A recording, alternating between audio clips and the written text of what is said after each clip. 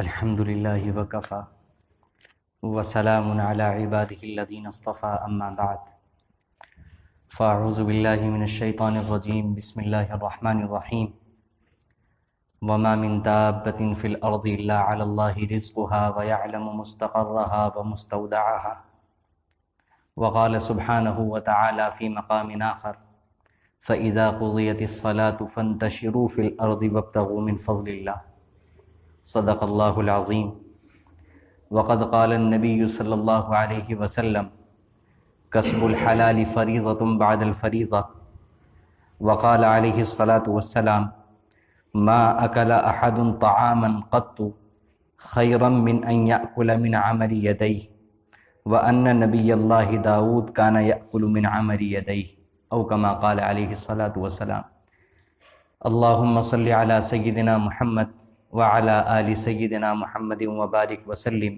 صلی اللہ علی النبی الامی صلی اللہ علی النبی الامی۔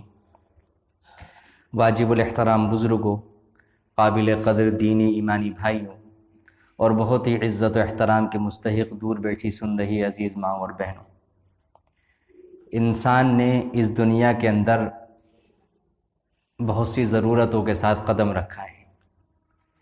انسان کو بھوک لگتی ہے اور بھوک دور کرنے کے لیے اس کو کھانے کی ضرورت ہے، پیاس لگتی ہے اس کے لیے پانی کی ضرورت ہے، پہننے کے لیے لباس کی ضرورت ہے، سردی گرمی اور ہواؤں سے بچنے کے لیے مکانات کی ضرورت ہے۔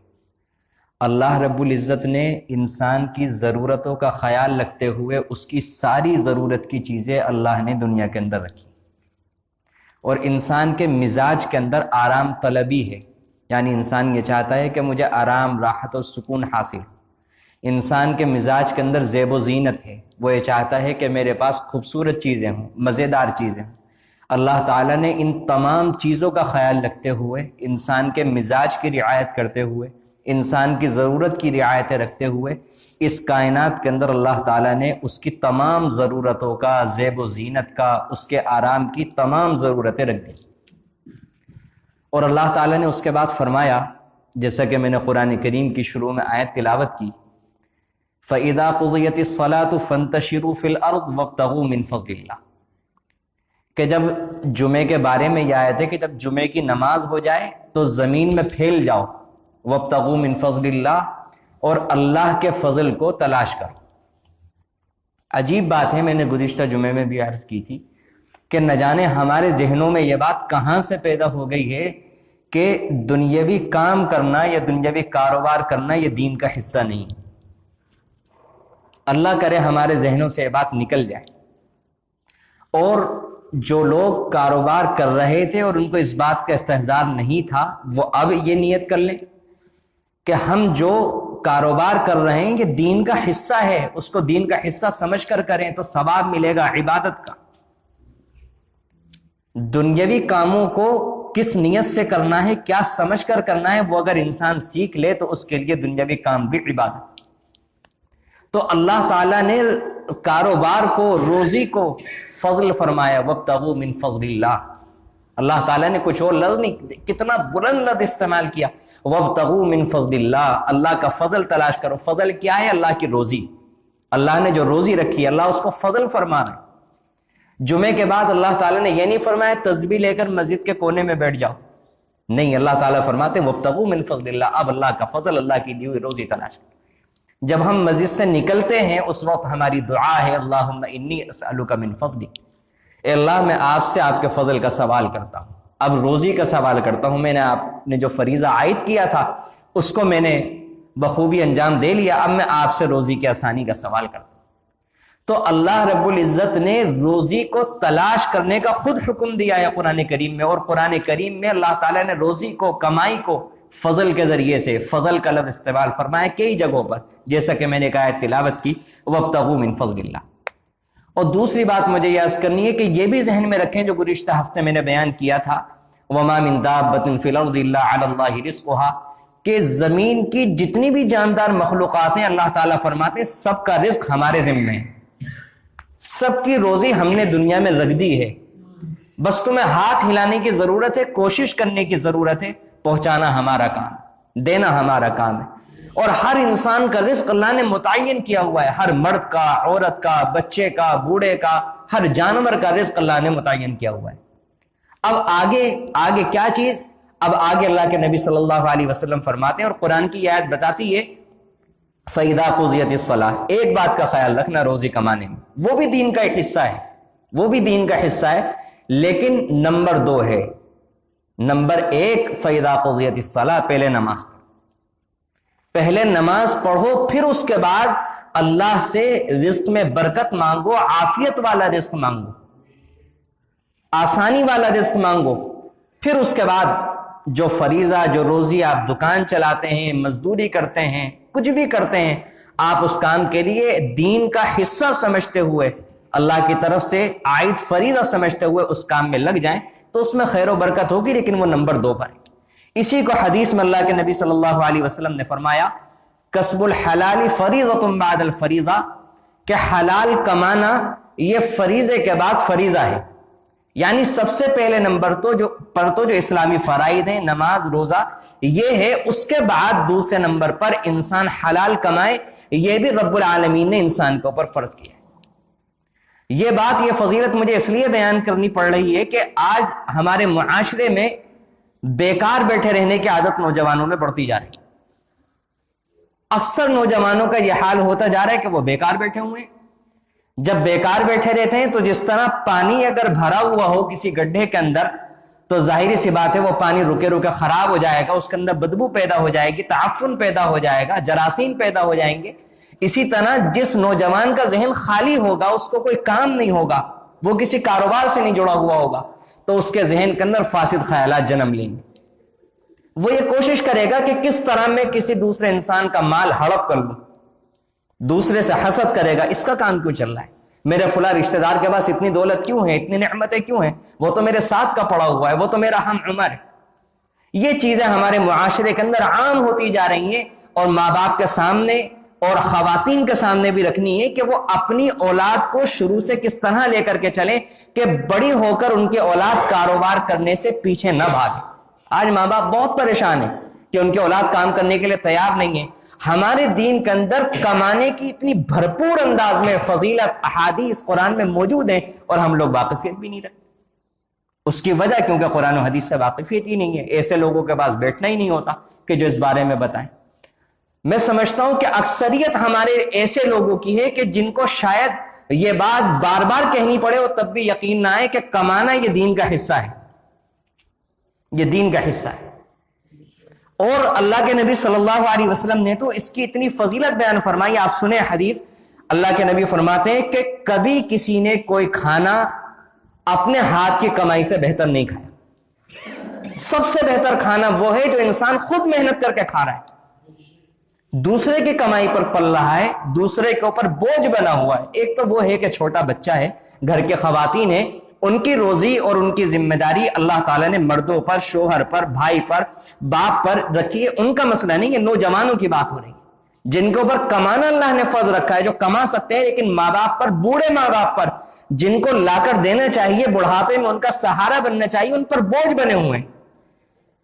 وہ ذرا اس بات پر خیال کریں کہ اللہ کے نبی فرماتے اپنے ہاتھ کی کمائی سے بہتر کبھی کسی نے کھانا نہیں کھایا۔ اور بہت سارے وہ بڑے لوگ بھی کہ جو دوسرے سے مانگنے کے پیچھے پڑے ہوئے رہتے ہیں کہ یہاں سے مل جائے، وہاں سے مل جائے، خود کما سکتے ہیں، خود نہیں کماتے۔ تو اللہ کے نبی فرماتے ہیں سب سے بہتر کھانا وہ ہے جو انسان خود محنت کر کے کمائے اور پھر اس کو کھائے۔ اور دلیل کے طور پر اللہ کے نبی صلی اللہ علیہ وسلم فرماتے ہیں وَأَنَّ نَبِيَّ اللَّهِ داود كَانَ يَأْكُلُ مِنْ عَمَلِ يَدَيْهِ، اللہ کے نبی داؤد علیہ السلام وہ اپنے ہاتھ کی کمائی سے کھایا کرتے ہیں۔ میرے عزیز و قابل احترام بزرگوں، میں مختصر سے وقت میں کس طرح آپ کے سامنے یہ بات بیان کروں کہ کمانا یہ اتنا اونچا کام ہے کہ اللہ کے نبی صلی اللہ علیہ وسلم فرماتے تو انبیاء کا کام ہے۔ اگر کوئی انسان کمائی کر رہا ہے، چاہے مزدوری کے ذریعے، اپنے بزنس کے ذریعے، تجارت کے ذریعے، کوئی بھی صورت ہے، اگر وہ حلال کا خیال کر رہا ہے، حرام سے بچ رہا ہے، وہ نبیوں والا کام کر رہا ہے۔ اس سے بڑھ کر میں کیا کروں؟ اللہ کے نبی کی بخاری شریف کی روایت میں آپ کے سامنے پڑھ کر سنا رہا ہوں کہ حضرت داؤد علیہ السلام یہ ایسے پیغمبر، ایسے نبی ہیں کہ جو بادشاہ بھی تھے، خزانوں کے مالک ہیں، رعایا میں، مخلوق میں، پبلک کے اندر دولتیں لٹا رہے ہیں، اللہ کے خزانے لٹا رہے ہیں، لیکن اپنے لیے اپنے ہاتھ سے زرہ بنایا کرتے تھے، لوہے کی جو زرہ ہوتی ہے جو جنگ میں لباس پہنا جاتا ہے وہ بنایا کرتے تھے، اور اس کو فروخت کر کے اپنے گھر کا کام چلایا کرتے تھے اور اپنے گھر کا نظام چلایا کرتے۔ اب آج ہمارے ذہنوں کے اندر نہ جانے کہاں سے یہ بات آ گئی کہ بہت سارے دیندار لوگ جب وہ دین کے اندر جڑتے ہیں تو وہ کمانے سے بھاگنے لگتے ہیں، گھریلو ذمہ داریوں سے بھاگنے لگتے ہیں۔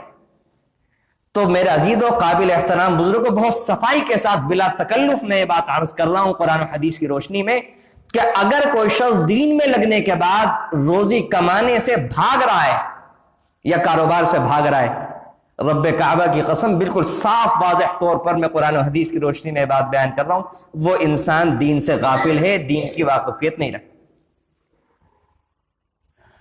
اگر یہ چیز غلط ہوتی تو اللہ کے نبی داؤد علیہ السلام بادشاہ ہونے کے باوجود، اتنے بڑے نبی ہونے کے باوجود، جن کا روزہ اللہ کو نہایت پسند، جن کا کھڑا ہونا، جن کا قیام، راتوں کی عبادت اللہ کو زیادہ پسند، جن کے رشتہ داروں کے ساتھ معاملات اللہ تعالیٰ کو نہایت پسند، اس انسان کے عمل کو اللہ کے نبی صلی اللہ علیہ وسلم کتنی پسندیدگی سے بیان فرما رہے کہ اللہ کے نبی داؤد علیہ السلام وہ اپنے ہاتھ کی کمائی سے کھایا کرتے، یعنی امت کو یہ کہنا چاہتے ہیں، اور اللہ کے نبی صلی اللہ علیہ وسلم نے اور انبیاء کے پیشے بھی بیان کیے۔ اور یہاں پر رک کر میں بتا دوں، انسان کی ضروریات سے وابستہ جتنے بھی پیشے ہیں وہ اللہ تعالیٰ نے انبیاء کو سکھائے ہیں، انبیاء سے سیکھ کر لوگوں نے سیکھے ہیں۔ حضرت آدم علیہ السلام سب سے پہلے کھیتی باڑی کرنے والا آدم علیہ السلام، حضرت ادریس علیہ السلام درزی کا کام کیا کرتے تھے، حضرت نوح علیہ السلام، حضرت زکریا علیہ السلام بڑھئی کا کام کیا کرتے تھے۔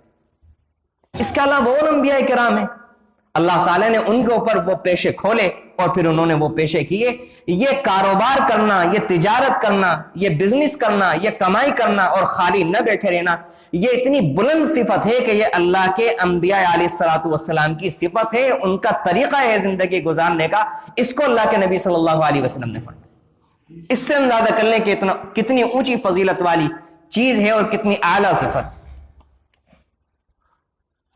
اللہ کے نبی صلی اللہ علیہ وسلم کی حدیث آپ دیکھیں، آپ نے کس طرح تربیت فرمائی امت کی کہ وہ خالی نہ بیٹھے۔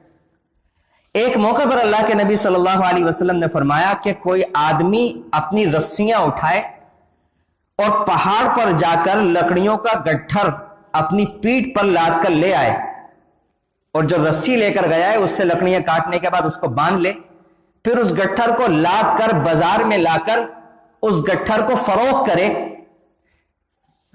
اس طرح اللہ تعالیٰ اس کے چہرے کو دوسرے کے سامنے سوال کی بے عزتی سے بچائے۔ یہ اس بات سے بہتر ہے کہ کسی کے سامنے دست سوال دراز کرے، پھر وہ چاہے تو دے اور چاہے تو منع۔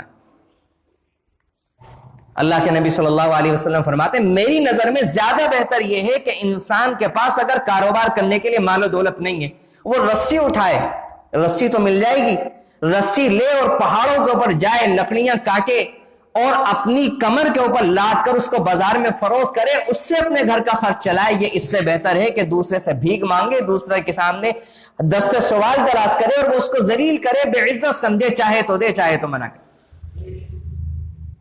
اور میں سناؤں، اللہ کے نبی صلی اللہ علیہ وسلم کے سامنے ایک انصاری صحابی آئے اور اللہ کے نبی صلی اللہ علیہ وسلم سے سوال کیا، اے اللہ کے نبی صلی اللہ علیہ وسلم مجھے کچھ دے دیجیے۔ اللہ کے نبی صلی اللہ علیہ وسلم نے فرمایا کہ کیا تمہارے گھر میں کچھ نہیں ہے؟ انہوں نے کہا جی ہاں اللہ کے نبی صلی اللہ علیہ وسلم ہے۔ کیا ہے؟ سنیں، غور سے سنیں کیا ہے کہ اے اللہ کے نبی صلی اللہ علیہ وسلم ایک کمبل ہے جس کے بعد حصے کو بچھا لیتے ہیں، بعض کو اوڑھ لیتے ہیں، اور ایک پیالہ ہے اور کچھ بھی نہیں ہے۔ پھر بھی وہ اللہ کا بندہ، اللہ کے نبی کے صحابی، اللہ کے نبی کے تربیت یافتہ یہ نہیں کہہ رہے میرے پاس کچھ بھی نہیں ہے۔ ہم لوگ ذرا رک کر یہاں سوچیں، ہمارے پاس سب کچھ ہوتا ہے، اور اگر ہماری دانش کے حساب سے کسی مہینے میں تھوڑا بہت کام کچھ ڈاؤن ہو جائے تو ہماری زبان سے فوراً اللہ کی ناشکری ہوتی، کچھ بھی نہیں ہو رہا، خالی بیٹھے ہوئے۔ کسی کا فون آتا ہے کہ کیا ہو رہا ہے، خالی بیٹھے ہوئے۔ اللہ تعالیٰ کی رحمت کیا محسوس کرتی ہوگی اس وقت؟ ایک طرف یہ اللہ کے نبی کے صحابی یہ نہیں کہہ رہے نہیں کچھ نہیں ہے کہ ہے میرے پاس۔ میں سمجھتا ہوں کہ شاید ہمارے خواب و خیال میں بھی نہ ہو، ہمیں یاد بھی نہ ہو کوئی اس مجلس میں شاید ایسا نہ ہو کہ جس کے گھر کا کبھی یہ حال گزرا ہو کہ اس کے گھر کے اندر فقط بچھانے کے لیے اوڑھنے کے لیے کمبل ہو اور صرف ایک برتن پیالہ ہو. کسی کے ساتھ یہ حال کبھی نہیں گزرا. اس کے باوجود وہ صحابی کہتے ہیں نہیں اللہ کے نبی ہے یہ. اللہ کے نبی فرماتے ہیں وہ لے کر آؤ. آپ نے منگوایا, منگوانے کے بعد کمبل اور وہ پیالہ دونوں ہاتھ میں لیے اور آپ نے نیلامی کی. آپ نے فرمایا صحابہ سے کوئی اس کو لیتا ہے؟ ایک صحابی بولے اللہ کے نبی صلی اللہ علیہ وسلم 1 درہم میں خریدتا ہوں دونوں چیز. آپ نے فرمایا کوئی اور ہے؟ کوئی اور ہے؟ کوئی اور لیتا ہے اس سے زیادہ؟ تیسری بار ایک صحابی کھڑے ہوئے اور بولے اللہ کے نبی صلی اللہ علیہ وسلم میں 2 درہم میں لیتا ہوں. اللہ کے نبی صلی اللہ علیہ وسلم نے فرمایا لو. 2 درہم لیے اور ان صحابی کو 2 درہم دیے. ان سے کہا کہ 1 درہم کا غلہ کھانے پینے کا سامان اپنے گھر میں دے کر آؤ اور دوسرے درہم کا کلہاڑا لے کر. کلہاڑا لے کر جب وہ آئے تو اللہ کے نبی صلی اللہ علیہ وسلم نے اپنے ہاتھ سے اس کے اندر دستہ, وہ جو لکڑی کا حصہ ہوتا ہے وہ ٹھوکا, بہت مضبوط ٹھوکا, اور پھر فرمائے ان صحابی سے کہ 15 دن تک اب مجھے نظر نہ آنا, جاؤ جا کر کے کام کرو. اس کے بعد وہ صحابی جب 15 دن کے بعد آئے تو ان کو اللہ نے اتنی وسعت دے دی کہ وہ گھر میں کپڑا, غلہ اور کچھ رقم بچا کر لائے اور کہا اللہ کے محبوب صلی اللہ علیہ وسلم میرے ساتھ یہ معاملہ ہو جائے. یہ امت کو اللہ کے نبی صلی اللہ علیہ وسلم نے تعلیم دی کہ تمہیں کیا کرنا ہے. تمہیں خوددار بننا ہے, تمہیں کسی کے سامنے ہاتھ نہیں پھیلانا, تمہیں محنت کش بننا ہے, زبردست محنت کرنے والے بنو, اپنے ہاتھ کی کمائی کھانے والے بنو, کسی کے اوپر منحصر نہ رہو, کسی کے اوپر بوجھ نہ بنو. خاص طور سے میں نوجوانوں کی وجہ سے مضمون بیان کر رہا ہوں. بڑی سخت تکلیف ہوتی ہے اپنے نوجوانوں کو خالی دیکھ اور الٹے سیدھے واقعات سن. ابھی کچھ دنوں پہلے کی بات ہے کہ ایک نوجوان نے آ کر کے واقعہ بیان کیا کہ میرے ساتھ کسی کا معاملہ ہوا کہ کسی نے مجھ سے 50,000 روپے کہا مجھے دے دو, میں اس پر تمہیں پروفٹ دیا کروں گا. کتنا پروفٹ کا وعدہ کیا؟ 15,000 روپے. میں نے ان سے کہا اللہ کے بندے میں تو کاروباری آدمی بھی نہیں ہوں, لیکن اتنی واقفیت تو مجھے بھی ہے کہ دنیا میں ایسا کون سا کاروبار چل رہا ہے کہ 50,000 روپے پر 15,000 روپے ہر مہینے وہ آپ کو پروفٹ کے دے گا اور خود اپنی محنت کے بھی لے گا. وجہ اس کی یہ ہے کہ خود محنت کرنی نہیں ہے. تو ظاہری سی بات ہے کہ پھر آگے کی ان کی جو کہانی ہوئی وہ مجھے نہیں بتانی, لمبا واقعہ ہے. میں صرف اتنا بتا رہا ہوں کہ ہمارے علاقے میں نوجوانوں کا مزاج بنتا جا رہا ہے کہ بیٹھ کر کے بس پیسہ مل جائے کسی بھی طرح, چاہے حلال ملے چاہے حرام. پھر اس کے طریقے وہی یہی کہ کہیں سے سود مل جائے, کچھ مل جائے, اس کسی کا سونے کا سامان گھر سے منگوا لیا, کہیں کچھ گروی رکھوا دیا, کہیں کسی سے کچھ ہڑپ کر لیا, کہیں کسی سے کچھ قبضہ کر لیا, کسی کا کچھ چوری کر لیا, کسی کا کچھ چھین لیا. یہ حالات ہمارے ہوتے جا رہے ہیں. جس نبی کی یہ تعلیمات ہو, جس نبی نے اپنے صحابہ کو یہ کروایا ہو, اس نبی کے امتی یہ کام کریں. یہ ہم کیا الزام لگوا رہے ہیں اللہ کے نبی صلی اللہ علیہ وسلم پر؟ کیا ہم دنیا کے سامنے نمونہ پیش کر رہے ہیں؟ جس نبی کی یہ تعلیم ہو, آج افسوس کے ساتھ ہمیں کہنا پڑ رہا ہے کہ اس امت میں سب سے زیادہ دنیا میں مانگنے والے پائے جاتے, سب سے زیادہ فقیر آپ کو ہمارے اندر ملیں گے. جس نبی نے اپنی امت کو یہ تعلیم سکھائی ہو, اس امت کے لوگوں کا یہ حال ہے. تو اس لیے میرے عزیز و قابل احترام بزرگوں, اپنے نوجوانوں سے مجھے درخواست کرنی تھی, ان نوجوانوں سے کہ جو کام کرنے میں عار محسوس کرتے ہیں, کہ خدا کے لیے عار نہ سمجھیں, خدا کے لیے عار نہ سمجھیں. یہ نبیوں کا کام ہے, نبیوں نے اپنے ہاتھ سے روزیاں کمائی ہیں اور کھائیں, کھلائیں ہیں اور کھائیں. خلفائے راشدین جب اللہ کے نبی, اور خود میں یہ بات بیان کر رہا تھا, یہ بات بیچ میں رہ گئی کہ انبیاء کے میں نے کچھ کے پیشے بتائے, اور ایک حدیث میں اللہ کے نبی صلی اللہ علیہ وسلم نے صاف بیان کیا. آپ نے فرمایا ہر نبی نے بکریاں چرائی. صحابہ کرام نے سوال کیا تعجب سے, اللہ کے نبی صلی اللہ علیہ وسلم آپ نے بھی؟ اللہ کے نبی صلی اللہ علیہ وسلم نے فرمایا کہ ہاں میں نے بھی بکریاں چرائیں گے مکے والوں. ہمارے نبی جن کے ہم نام لیوائیں, جن کے ہم امتی ہیں, انہوں نے نبوت سے پہلے چند قیرات کے عوض مکے والوں کے اونٹ اور بکریاں چرائیں. اور یہ بات اسی لیے بیان کی ہے تاکہ امت کو کام کرتے ہوئے شرم میں محسوس ہو. شرم تو کسی کے سامنے ہاتھ پھیلانے میں, شرم تو کسی کا مال غلط طریقے سے ہڑپ کرنے میں. اپنے ہاتھ سے اگر انسان کوئی بھی کام محنت کے ذریعے سے کر رہا ہے اور اس کی کمائی کھا رہا ہے تو اس میں کیسی شرم؟ خلفائے راشدین کی مثال لے لیجیے. حضرت ابوبکر صدیق رضی اللہ عنہ جب خلیفہ بنے, بڑی سلطنت کے مالک ہیں, جزیرۃ العرب کے حکمراں ہیں. اگلے دن جب خلیفہ بنائے گئے, سر پر گٹھڑی لی, کپڑے رکھے, ان کا کام کپڑے کی تجارت کا تھا, اور کاروبار کرنے کے لیے چل دیے. راستے میں حضرت عمر فاروق رضی اللہ عنہ اور ایک صحابی اور ملے. امیر المومنین آپ کہاں جا رہے ہیں؟ کہنے لگے بازار میں دکان لگانے کے لیے جا رہا ہوں.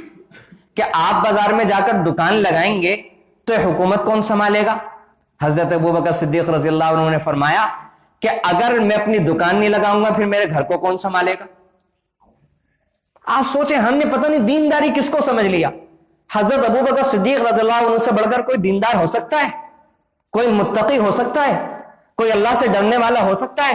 اس کے باوجود, خلیفہ بننے کے باوجود, بادشاہ بننے کے باوجود, اس امت میں انبیاء کرام کے بعد تمام کائنات میں سب سے زیادہ فضیلت اور مرتبے والے حضرت ابوبکر صدیق رضی اللہ عنہ ہیں.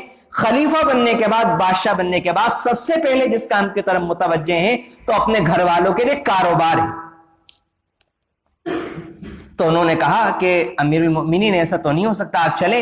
اور صحابہ کرام کی میٹنگ ملوائی حضرت عمر فاروق رضی اللہ عنہ نے, اور اس دن میٹنگ کے اندر یہ طے ہوا کہ آپ حکومت سنبھالیں, آپ حکومت کے کام کریں, مسلمانوں کی خیر خواہی میں اپنا وقت لگائیں, اور بیت المال سے آپ کا وظیفہ مقرر.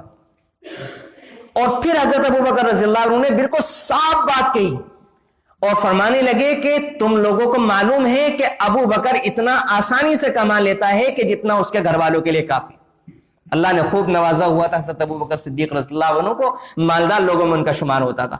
پھر فرمانے لگے کہ میں اس طرح کاروبار کرنے جا رہا تھا, مجھے ان صحابہ کرام نے مشورے سے روکا ہے, اس لیے میں بیت المال سے لے رہا ہوں, نہیں تو مجھے ضرورت نہیں. حضرت عمر فاروق رضی اللہ عنہ کو لے لیجئے. حضرت عمر فاروق رضی اللہ عنہ فرماتے ہیں کہ مجھے اللہ کے راستے میں جہاد کرنے کی حالت کے بعد سب سے زیادہ جو مجھے پسند ہے کہ میں اس حالت میں مر جاؤں تو وہ یہ ہے کہ میں اونٹنی پر سوار ہو کر روزی کمانے کے لیے نکلا ہوا. یا تو جہاد کی حالت میں سواری میں مرنا پسند ہے, دوسرے نمبر پر روزی کی تلاش میں مرنا پسند. اور حضرت عمر رضی اللہ عنہ تجارت کیا کرتے تھے, آپ کا پیشہ تجارت کرنا تھا. اور سنیں حضرت عمر فاروق رضی اللہ عنہ فرمایا کرتے تھے, میں کسی آدمی کو دیکھتا ہوں مجھے بڑا اچھا معلوم ہوتا ہے اس کی صحت کی وجہ سے, شاندار صحت ہوتی ہے. میں کسی سے پوچھتا ہوں یہ کیا کرتا ہے تو لوگ بتاتے ہیں خالی رہتا ہے. حضرت عمر فاروق رضی اللہ عنہ فرماتے ہیں کہ فوراً ہی یہ سنتے ہی وہ بندہ میری نظروں سے گر جاتا ہے. میں اسے نظر اٹھا کر دیکھنا بھی گوارا نہیں کرتا کہ یہ بندہ اتنی صحت اللہ نے دی ہوئی اور کماتا نہیں, کیسا بیکار آدمی ہے. میں اسے اس لائق بھی نہیں سمجھتا کہ نظر اٹھا کر دوبارہ. حضرت عثمان غنی رضی اللہ عنہ کتنے مالدار ترین صحابی تھے, سب کو معلوم ہے. ایک موقع پر اللہ کے نبی صلی اللہ علیہ وسلم نے جب جنگ میں سامانوں کی ضرورت تھی تو آپ نے جب چندہ فرمایا تو اس موقع پر حضرت عثمان غنی رضی اللہ عنہ نے 300 اونٹ سامان کے ساتھ اور 1000 سونے کی اشرفیاں دینار یہ اللہ کے نبی صلی اللہ علیہ وسلم کے سامنے پیش کی. کوئی کہہ سکتا ہے یہ سننے کے بعد کہ کمانا یہ دین کا حصہ نہیں ہے؟ کوئی کہنے کی ہمت کر سکتا ہے کہ انبیاء کرام نے دین کے خلاف یہ کام کیا ہے؟ حضرت ابوبکر صدیق رضی اللہ عنہ نے دین کے خلاف کیا ہے, حضرت عمر فاروق رضی اللہ عنہ نے دین کے خلاف کیا ہے, حضرت عثمان غنی رضی اللہ عنہ نے دین کے خلاف کیا ہے, حضرت علی رضی اللہ عنہ بھی کمایا کرتے تھے. کتابوں میں موجود ہے کہ آپ کا کام زراعت, کھیتی کرنا یہ آپ کا کام تھا. آپ کا خاندان کے اکثر لوگ زراعت پیشہ تھے اور کھیتی باڑی کیا کرتے. یہ میں نے ساری کی ساری تفصیلات اس لیے بیان کی کہ ہمارے ذہنوں سے یہ جو بات آ گئی ہے نہ جانے کہاں سے آ گئی ہے. کچھ وہ طبقہ کہ جو دین کے اندر لگ جاتا ہے, کسی بھی لائن سے اگر کوئی بھی طبقہ دین سے جڑ رہا ہے تو یہ جو بات بیان ہو رہی ہے قرآن اور حدیث کی بات ہو رہی ہے, اس میں لائن کا مسئلہ الگ نہیں ہو سکتا. کوئی بھی لائن قرآن اور حدیث سے بڑھ کر نہیں. یہ قرآن و حدیث کی بات ہو رہی ہے کہ وہ قطعاً یہ نہ سمجھے دین سمجھ کر کے اگر وہ کمانے کو چھوڑ رہے ہیں تو یہ سمجھ لیں کہ وہ غلطی پر ہیں, یہ دین کی تعلیم قطعاً نہیں. یا پھر مجھے کہنے کی اجازت دیں کہ وہ طبیعت کے اعتبار سے سخت قسم کا وہ شخص سست آدمی ہے اور دین کی آڑ لے کر اپنی سستی کو چھپا رہا ہے. باقی نہ اللہ کے نبی کے تعلیم ہے, نہ اللہ کے نبی ایسے تھے, نہ آپ نے ایسا چاہا صحابہ کرام ایسا ہو, نہ دین کا ماننے والا ایسا ہوتا. ہم تو اپنے اکابرین کو مستقل دیکھ رہے ہیں, ہم اپنے بزرگان دین کو جس وقت موجود ہے برابر دیکھ رہے ہیں کہ وہ زبردست محنتی, زبردست جفاکش, تجارت بھی ہے اور دوسرے کام بھی کر رہے ہیں اور اللہ کے دین کی خدمتیں بھی کر رہے ہیں. یہی تو اصل دینداری ہے۔ تو اس لیے میں نے خلفائے راشدین کا عمل بیان کیا، انبیاء کرام کے واقعات بیان کیے کہ سارے کے سارے لوگ کام کیا کرتے تھے، اور اس دوسری ایک تو وہ طبقہ اور ایک وہ طبقہ نوجوانوں کا وہ طبقہ کہ جو کام نہیں کرتا، کہ خدا کے لیے یہ واقعات یا قرآن و حدیث کی باتیں سن کر اپنے آپ کو محنت کرنے کا عادی بنائیں۔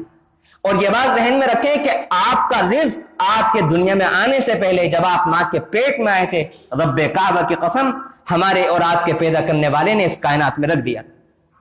اور آپ کو کیا لگتا ہے کہ اس کے خزانے میں کمی ہے؟ وہ آپ کے فلاں ماموں کے بیٹے کو دے سکتا ہے، آپ کو اس کا چھین کر کے دے گا، وہ دونوں کو نہیں دے سکتا۔ اگر کسی آپ کے رشتہ دار کے پاس 10 کروڑ روپے ہیں تو کیا اللہ کے خزانے آپ نے اتنے تنگ سمجھیں؟ آپ کے چاہتے ہیں کہ 10 کروڑ اللہ تعالیٰ اس سے لے پھر مجھے 10 کروڑ دے، کیا اللہ تعالیٰ دونوں کو دینے پر قادر نہیں ہے؟ آپ کیوں حسد کرتے ہیں کسی سے؟ اور کیا آپ یہ سمجھتے ہیں کہ اگر آپ غلط طریقے سے ہی کام کریں گے تبھی آپ کو رزق ملے گا؟ میرے عزیزو، یہ قرآن و حدیث کی روح کے بالکل خلاف۔ آپ کو اور ہمارا رزق جتنے لقمے اللہ نے متعین کر دیے وہ آپ کو اور مجھے پہنچ کر رہیں گے، چاہیں نہ چاہیں ہر طریقے سے پہنچ کر رہیں گے۔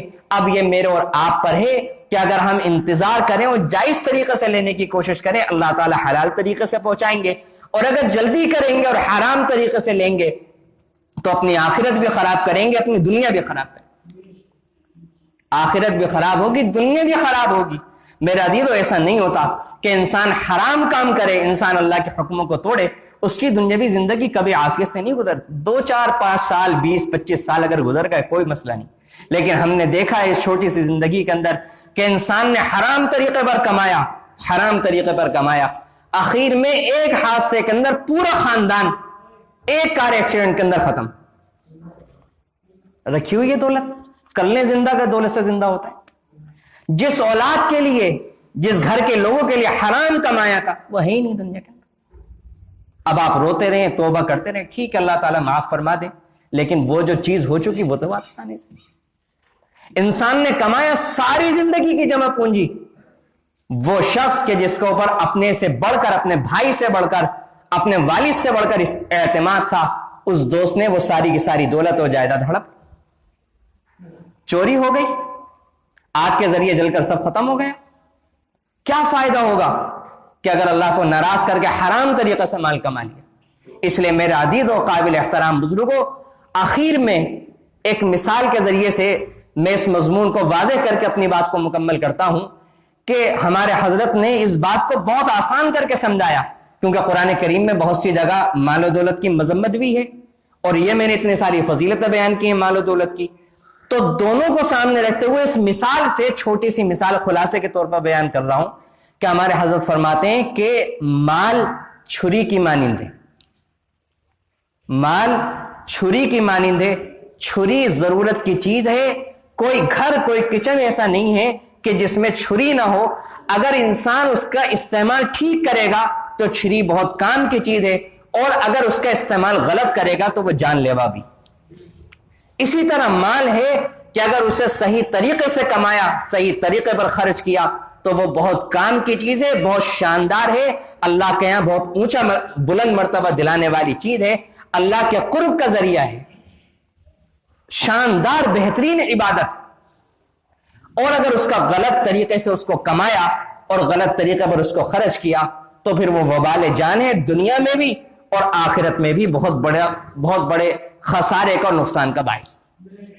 اس لیے میرے عزیزو، آج میں نے یہ مضمون بیان کیا کہ انسان خالی نہ رہے، انسان خالی نہ رہے، جو بھی کام وہ کر سکتا ہے وہ ہاتھ ہلانے کی کوشش کرے، یا ہاتھ ہلانا یا حلال کمانے کی فکر کرنا، اس کے لیے جد و جہد کرنا، بھاگ دوڑ کرنا۔ قرآن کی آیت میں اللہ نے فرمایا فَاسْعَوْا فِي الْأَرْضِ، ارض کے معنی پوری دنیا، کہ پوری دنیا کے اندر اگر تمہیں رزق کے لیے جانا پڑے تو تم پوری دنیا کے اندر، کبھی اگر تمہیں سفر کرنا پڑے تو تم کر لو، فَاسْعَوْا فِي الْأَرْضِ، پوری زمین کے اندر دوڑ کرو، خوب گھومو پھرو، اور جتنے بڑے لیول پر کاروبار کرنا چاہتے ہو تو قرآن کا حصہ ہے کریں، لیکن بس وہی خیال رکھنا ہے فَإِذَا قُضِيَتِ الصَّلَاةُ کے بعد ہے، پہلے نماز ہے، پہلے اللہ کا فریضہ ہے، پہلے حلال اور حرام کی تمیز ہے، کمائی اس کے بعد، کسب الحلال فریضۃ بعد الفریضہ، حلال حرام کی تمیز کے ساتھ اللہ نے جو اپنے حقوق رکھے اور بندوں کے جو حقوق ہمارے اوپر عائد ہوتے ہیں اس کے ساتھ آپ کتنا بھی کما لیں وہ چیز نقصان دہ نہیں ہو سکتی، جس کو شاعر نے شعر کے اندر اس طرح کہا، آب اندر زیر کشتی پشتی است، آب در کشتی ہلاک کشتی است، کہ پانی جب تک کشتی کے نیچے رہتا ہے تو اس کشتی کو تیرانے کا ذریعہ بنتا ہے، اور جب وہی پانی کشتی کے اندر آ جاتا ہے تو وہ پانی کشتی کو ڈبانے کا ذریعہ بنتا ہے۔ مال جب تک ہاتھوں میں رہے گا، جسم پر رہے گا، دل سے باہر رہے گا، جب تک یہ کشتی کی طرح آپ کو دوڑاتا رہے گا جیسے کشتی کے لیے پائے۔ اور جب مال کی آپ پوجا کرنے لگیں گے، پوجا کیسے کریں گے؟ ہم تو پوجا نہیں کرتے، مال کی پوجا کرنا مسلمانوں کے لیے یہی ہے کہ نماز کا وقت ہوا لیکن نہیں، اب پہلے کام کر رہے ہیں، نماز کی کوئی فکر نہیں۔ حرام طریقے پر نظر آیا کہ حرام ڈیل اگر ہم نے کر لی اس میں زیادہ فائدہ ہے، حلال میں 10,000 روپے کا نقصان ہے، حرام کو اپنا لی، یہی تو مال کی پوجا ہے۔ اللہ رب العزت سے دعا ہے کہ اللہ تعالی ہمیں محنت کرنے کی، حلال کمائی کرنے کی، دین کی صحیح سمجھ، صحیح فہم اللہ تعالی ہم سب کو نصیب فرمائے۔ اللہ تعالی ہماری روزیوں میں خوب برکت عطا فرمائے۔ آمین۔ وآخر دعوانا الحمدللہ رب العالمین۔